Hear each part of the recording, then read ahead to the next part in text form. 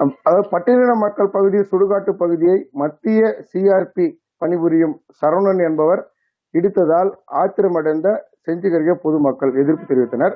விழுப்புரம் மாவட்டம் செஞ்சி அடுத்த அங்கராயநல்லூர் பகுதியில் புதிதாக இடம் வாங்கி வீடு கட்டியுள்ள மத்திய ரிசர்வ் படையில் பணிபுரியும் சரவணன். இந்த நிலையில் இவர் வீட்டுக்கு அருகே 300க்கும் மேற்பட்ட பட்டியலின எஸ்சி பொதுமக்கள் வசித்து வரும் நிலையில் அவர்களுக்கு சொந்தமான சுடுகாட்டு பகுதியில் அருகே தனது சரவணனுக்கு சொந்தமான 3 சென்ட் இடம், அதாவது 3 சென்ட் இடத்திற்கு அருகே அவருக்கு சுடுகாட்டு பாதை அமைந்துள்ளது. அமைந்துள்ள சுடுகாட்டு பாதையில் அமைந்துள்ள சமாதிகளையும், அது சுடுகாட்டு பாதையில் அருகே சென்றுள்ள சாலைகளையும், அது சுடுகாட்டில் உள்ள மரங்களையும் வெட்டியதால் அங்கராயநல்லூர் கிராம பொதுமக்கள் ஆத்திரமடைந்து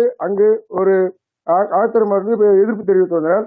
இதனால் அந்த பொதுமக்கள் ஆத்திரமடைந்த அப்பகுதி மக்கள் எதிர்ப்பு தெரிவித்து வந்த நிலையில் அவர்கள் என்ன கூறுகிறார்கள், செஞ்சி காவல்துறையினர் புகார் தெரிவித்தும் இவர் மீது சட்டப்படி நடவடிக்கை எடுக்க வேண்டும்.